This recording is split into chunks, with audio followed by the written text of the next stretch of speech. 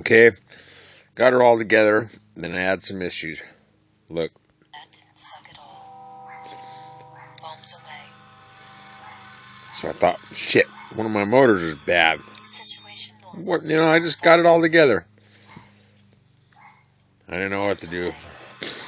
Like, man, I gotta order new motors already. I just bought this stupid thing. Normal. All fucked up.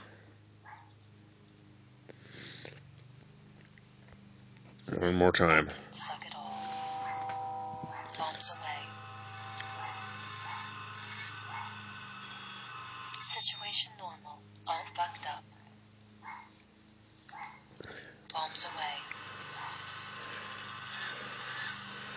Situation normal. All fucked up. So what I did is I took it all apart. See those crappy welds or solder joints or whatever?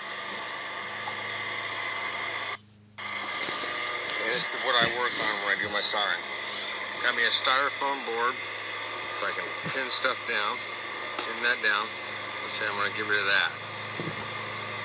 So then I get this, side iron, get some of that on there.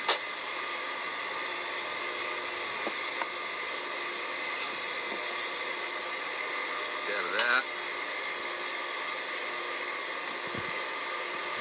You just need to put a dab on. If you don't put that on, watch what happens.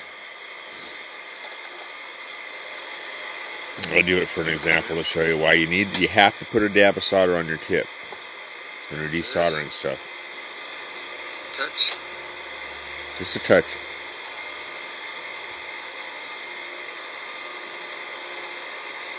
Now see, I tried this next one without it. Watch. See? Doesn't work. So then, put a dab on, just a dab. Now watch.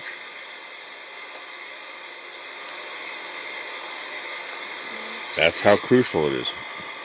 You forget a step, and then you wonder why it ain't coming off, or it's because you didn't do the right process. Flux, dab of solder,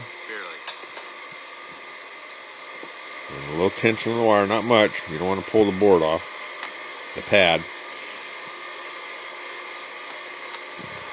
See, it didn't work. Because I had a bad angle. I'm trying to get this so I can keep it in camera. My styrofoam board, see how that holds it down? If it don't melt right away, something's wrong. Just clean your tip, start all over. Dab, now watch.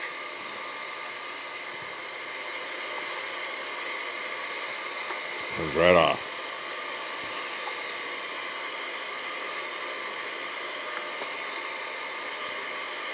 See? That's how you desolder stuff. So I took off all the factory solders.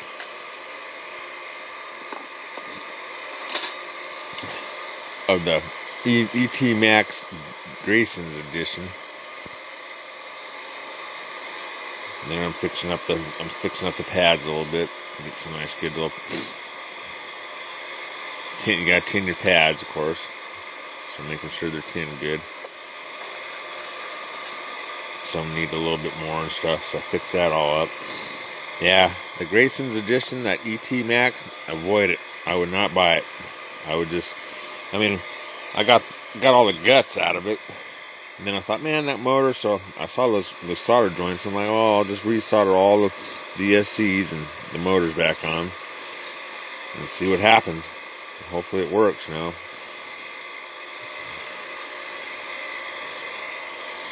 So that's what I did.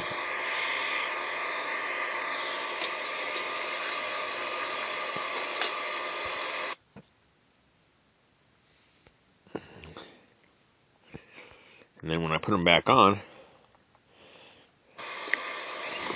I cut a little bit of a heat shrink for the right size right there. Cut the wires the right exact size. I put them on my frame.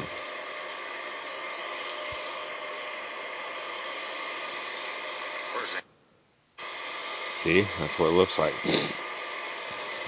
That makes it, just gets those wires off there and a lot better.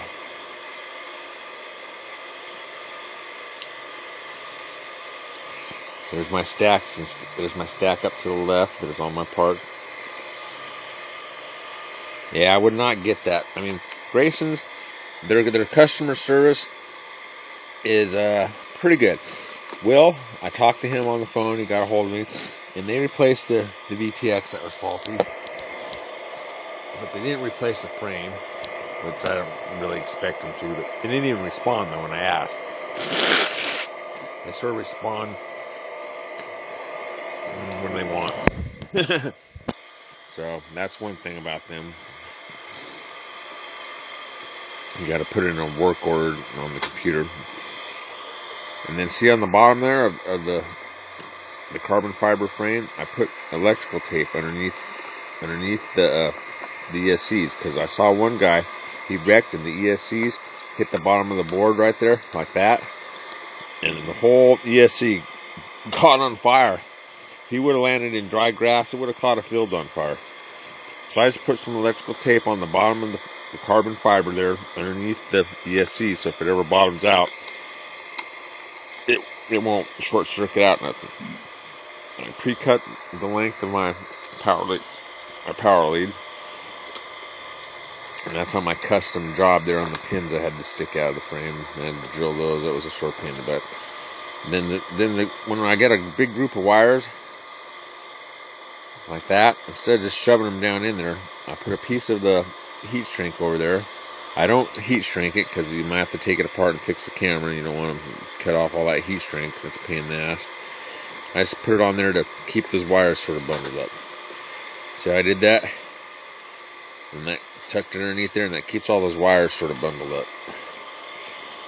It makes for a nicer build, and when you need to repair it, you just pull it off.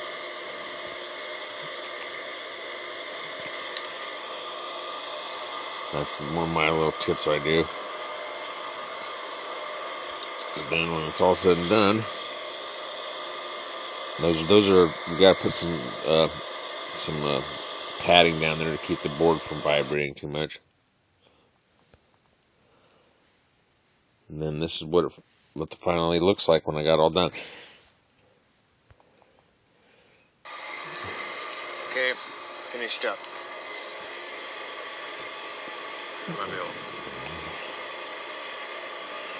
Now it looks a lot nicer, and that's a B-fly, so it beeps when the battery comes off. Got that installed. Got my antennas on. The receiver's underneath there in the V-fly. I got my antennas coming out the back.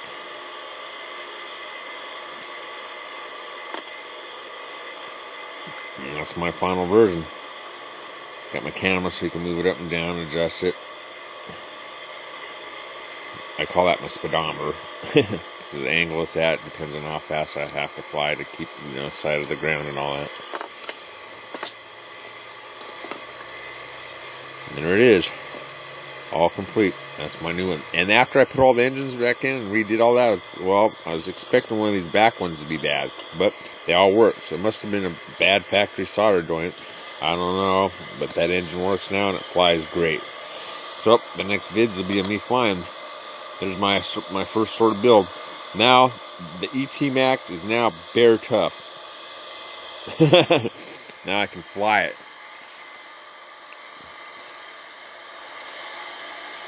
I had to buy a frame, but that's why I wouldn't get the ET Max. I would just, actually your first step in the acro, just get yourself a frame, get yourself a decent stack, and build it yourself. It's not that hard to solder. I had some bad harnesses that, those harnesses I hate. I wish if I could solder everything to a board, that's the best way to do it. Well, that's my build, and the next videos will be a flying. Any questions or anything, how I did anything, just let me know. God bless, and everybody have a great weekend.